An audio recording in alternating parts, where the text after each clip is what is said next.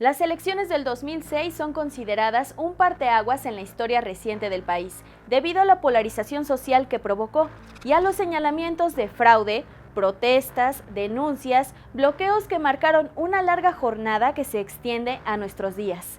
Después de un proceso marcado por inequidades, campañas negras en los medios y ríspidos debates, Andrés Manuel López Obrador, candidato de la Coalición por el Bien de Todos, y Felipe Calderón Hinojosa por el Partido Acción Nacional, llegaron al día de la elección prácticamente empatados. En las elecciones de 2006 se cometió uno de los fraudes más grandes y descarados de la historia reciente de México.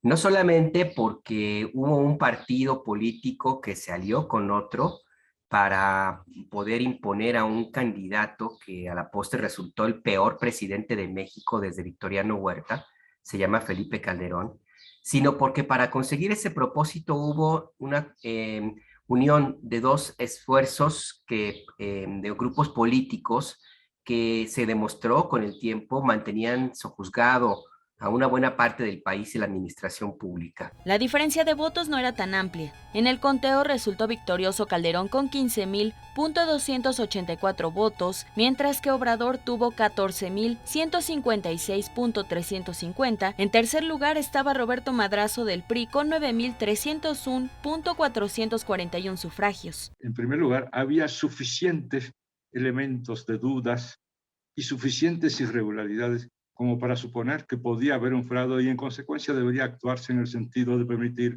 un recuento suficiente para tener seguridad. Bajo la consigna de voto por voto, casilla por casilla, los simpatizantes de Obrador solicitaron al entonces IFE un reconteo, además de las denuncias por violaciones a las leyes electorales con la intervención de organismos privados en las campañas políticas, algo expresamente prohibido en el Código en la materia, y la intervención del gobierno federal, encabezada por el expresidente Vicente Fox antes, durante y después de las elecciones. El mismo Obrador fue quien aseguró que fue víctima de la práctica de espionaje que llevó a cabo el PAN durante la campaña electoral. Tuvo conocimiento que fueron enviados miles de correos electrónicos desde Los Pinos cuando estaba como presidente de México Vicente Fox, así como las llamadas a todas horas en contra del candidato de la izquierda con supuestas encuestas y la guerra sucia. Partió de un acto fallido, que fue el desafuero de Andrés Manuel López Obrador. El desafuero se logró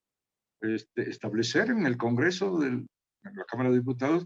Sin embargo, no tuvo efecto, fue inoperante para los propósitos que tenía la presidencia de la República, particularmente el presidente Fox.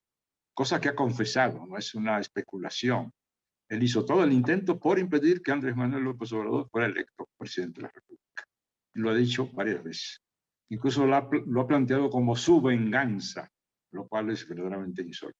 Sin dejar de lado a la lideresa del magisterio, Elbester Gordillo, quien afirmó supuestamente intervino en ese fraude y como pago, el expresidente Calderón le entregó la subsecretaría de la Educación Pública para su yerno. De ahí se deriva la movilización en 2006 como forma de resistencia al supuesto fraude electoral que demandó Andrés Manuel López Obrador por miles de seguidores quienes permanecieron por días sobre Paseo de la Reforma con consignas de voto por voto. El problema central que también en el 2006 se pudo vivir fue los impactos que puede tener el hecho de que tiene el segundo lugar en un resultado cerrado no acepta la derrota. No aceptar la derrota en democracia puede significar un problema severo para una sociedad como la que vivió México y un sexenio tremendamente cuestionado, una enorme movilización de la izquierda y un problema severo para que el grupo gobernante pudiera tener los consensos, incluso para sacar modificaciones legislativas. La Secretaría de Seguridad Pública del Distrito Federal, hoy Ciudad de México,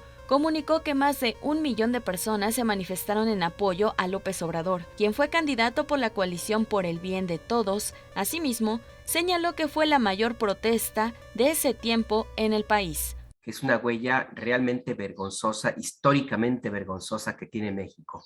Después del fraude electoral que impuso a Calderón Hinojosa en el gobierno de México, el país se metió en una vorágine de sangre, violencia y muerte como no había visto desde las guerras civiles, la última, la Guerra Cristera. México es uno de los países con mayor violencia en el mundo, a pesar, con violencia todavía más grave, porque no está en una guerra abierta ni declarada. Las violencias como las que vivimos en nuestro país se ven en países en conflicto bélico, abierto, declarado. En México no es así.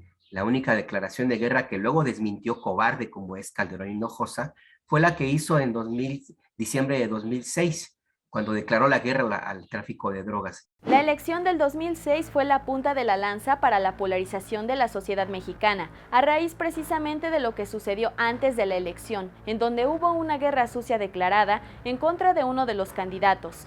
La intromisión del presidente de la República, comenzaron a profundizarse las desigualdades, a mostrarse los dos Méxicos, no solo en materia política, también en materia social. Yo soy Melissa Mendoza y te invito a que te quedes en La Octava.